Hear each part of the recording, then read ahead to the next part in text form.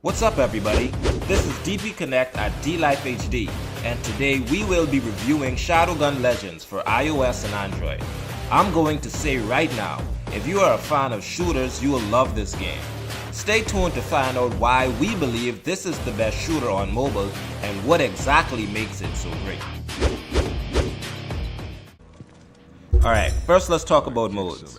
There are a variety of modes in this game, so let's talk about all of them. The thing that makes this game interesting is it does modes in a very peculiar way.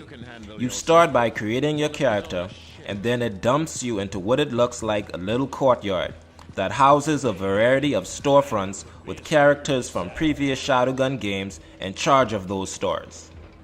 For instance, Slade is in charge of your solo weapons and tasks. Pedro is in charge of decoding and custom gear. Big Red is in charge of your armor and cosmetics. Willow is in charge of weapons and styling. Hakeem is in charge of sponsors and challenges. Sarah is a bartender, but she gives you missions sometimes too.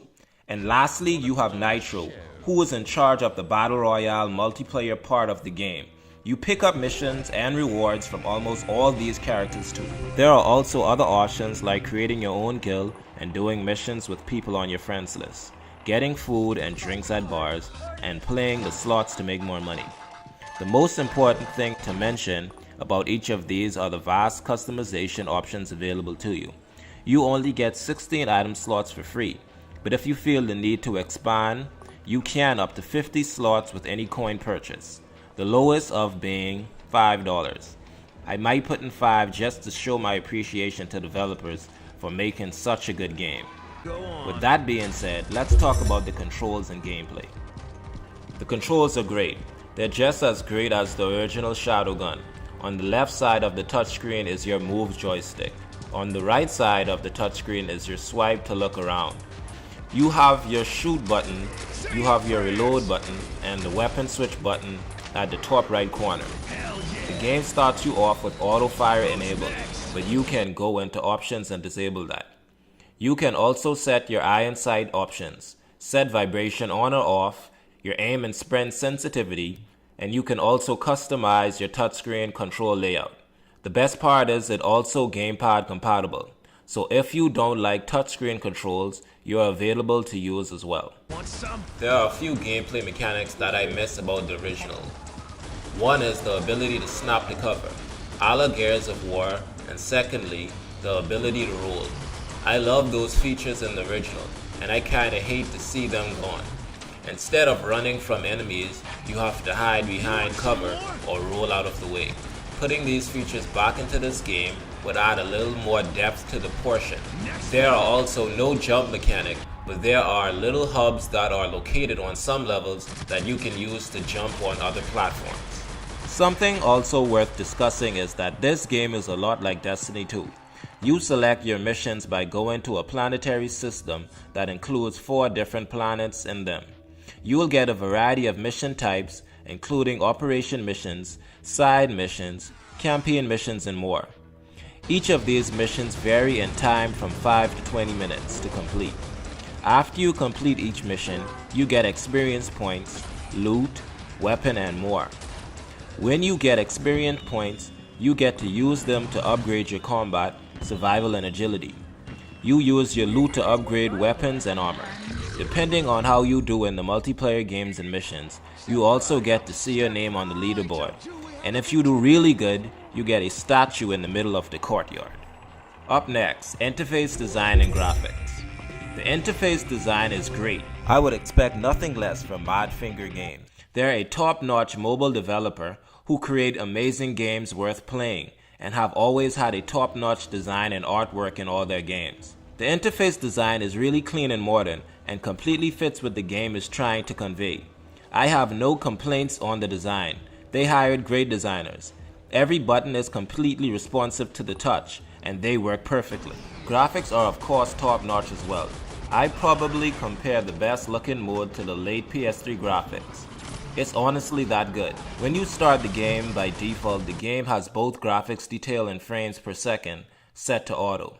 But depending on the mobile device you have, it'll support different modes. The game allows different types of graphic detail, from low to medium to high, and to ultra high. On frames per second, you have the option to choose from 30 frames to 60 frames per second.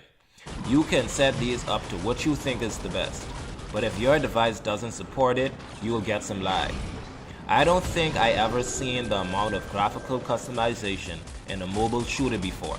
That's really cool. The graphical setting you're seeing in this video are set to high and 30 FPS. My iPad 2017 can't support anything higher than that, sadly. Alright, music and sound. You want some more?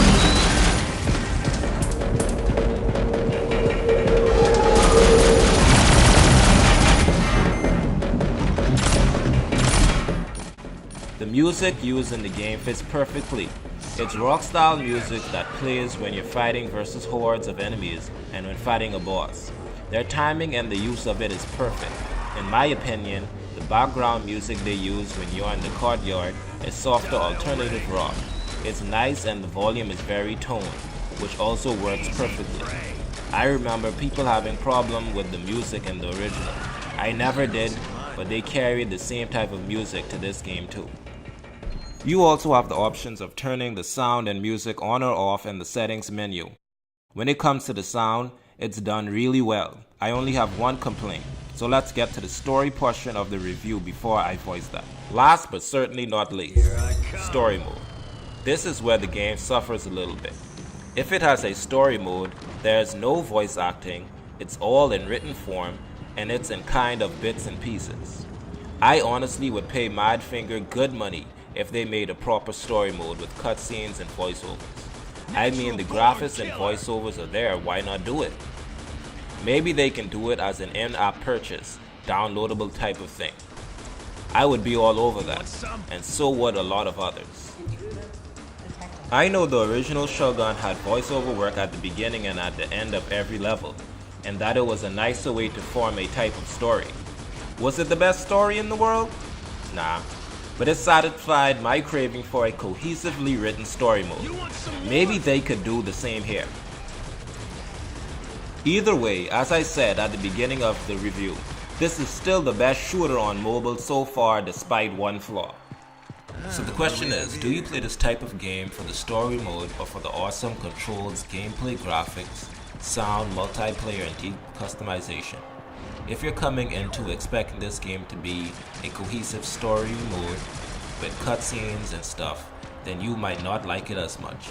But if you come for the rest, this game is absolutely worth playing, and it's free, so you might as well give it a go. This game is definitely D-Life HD approved. Alright everybody, thanks for joining. Let me know by commenting below if you agree with me or my opinion.